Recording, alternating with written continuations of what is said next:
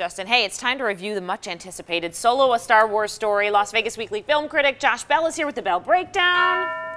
It's Thursday. Yes. People might be caught off guard, but the movie comes out tonight and people are really looking forward to this. Yeah, I think people might be in line already. It's quite possible. They've got their tickets in advance, and I think if you go out to the Palms tonight, there's going to be some Star Wars cosplayers doing some demonstrations and stuff like that. So the Star Wars fans get really into the whole experience of it, which is a fun thing. If you go to the movies this weekend, maybe you'll see a Jedi or two. Sure, yeah, why not? These seem to be rolling out quicker than normal, right? They What's really the deal are. there? Yeah, the last Star Wars movie we had was just in December with The Last Jedi, and they wanted to switch gears to summer, I believe, although by next year I think we're back to the holiday season for the next Star Wars movie.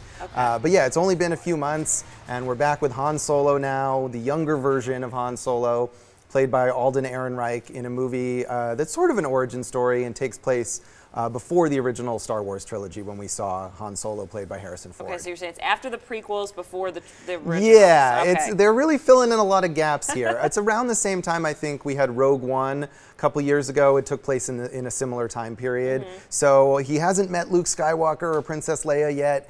He's just kind of starting out as this scrappy outlaw on the fringes of the galaxy and hooking up with a group of bandits led by a character played by Woody Harrelson.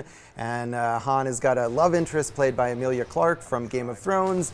And they're not out to save the galaxy, which I liked about this movie. It's more of a small, I mean, it's not small. It's got huge action and huge special effects, but the story is a bit more small scale. It's just about these guys, again, on the fringes, on the edges, trying to make a buck, trying to survive, and they're pulling off these heists.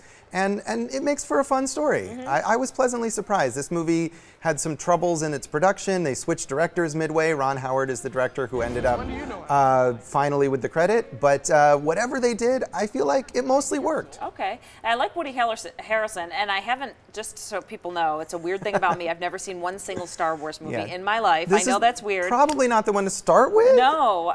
But Woody, was he in the other ones or no? No, Recently? that's he hasn't been in any of them. Okay, He's how'd a he new do? character here. He's kind of a stock mentor, like, I don't trust you, kid, but I'm going to take you under my wing kind of character. But he's Woody Harrelson. He does a good job. Emilia Clarke also, it's almost all new characters here other than Han and Chewbacca, who we learn how they met. As well as Lando Calrissian, who was played by Billy Dee Williams previously and now is played by Donald Glover, has kind of a small-ish role in this movie, but a lot of new characters. Paul Bettany plays the villain. This kind of crime boss is a new character as well. And again, I think this movie works when it's that self-contained kind of story. Towards the end, they make a lot of efforts to connect it to the wider Star Wars mythology that I thought were a little strained. It didn't work as well. But as just a space adventure movie, it's a lot of fun to watch. Okay, so 10 seconds left.